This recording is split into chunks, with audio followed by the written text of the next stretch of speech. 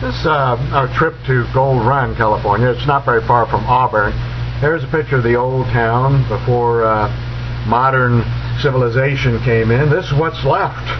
Just a post office and one store. About 125 people there.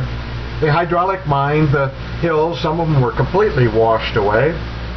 You can see here what's left.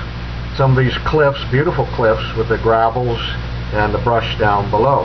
Here's where we were going. We took that turn off. I was going to go to the left of Dog Lake to your left, but we ended up going to the right because the left was gated. Couldn't get in.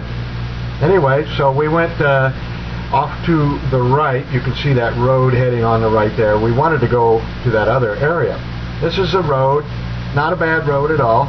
So we followed that for a while to see what we could find. We did come to Canyon Creek, and that's where we decided to check out the area to see if this would be a good place to do a little sluicing and panning. Though there appeared to be plenty of water in the creek there, and so this wouldn't be a bad area. There were some no trespassing signs up the creek a little ways, so probably would have to stay downstream of this particular creek or the bridge. You can see here a lot of bedrock. Good area to check for nuggets in the cracks. Plenty of water to sluice or to run a pan.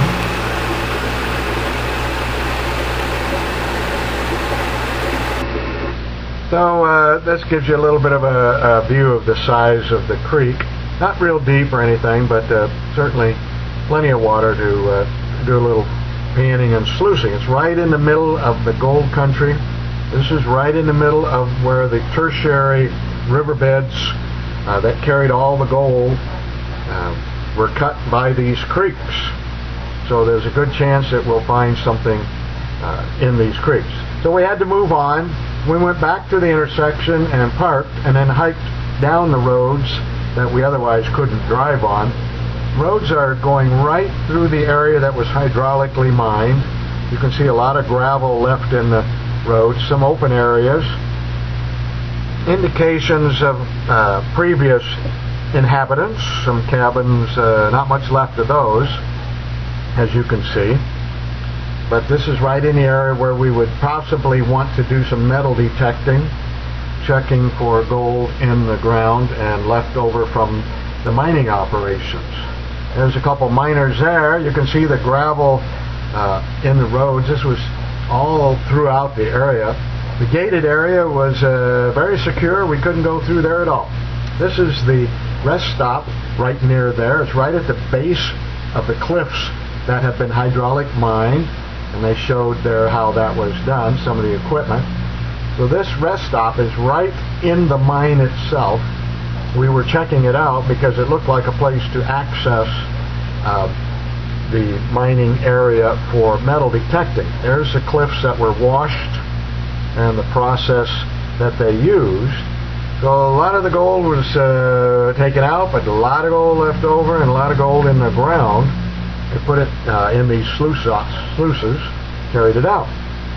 So this is right at the rest stop. You park at the rest stop, go out, and break out your metal detector and check out the soil and the gravels right at the base of these cliffs to look for gold that had been washed out and not separated in their sluices. We're going down into the basin there.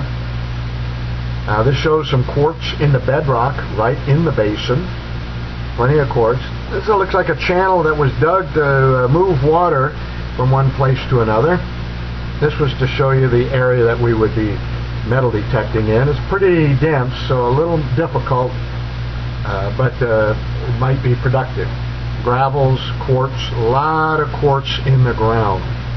Heavy quartz chunks and rocks. But pretty dense, as you can see, so it'd be a little difficult to move around. There's a couple of prospectors resting after a hard day of exploring. We're heading out now after exploring Gold Run. A train up there where we had to stop for about 20 minutes to wait for 2 trains to go by.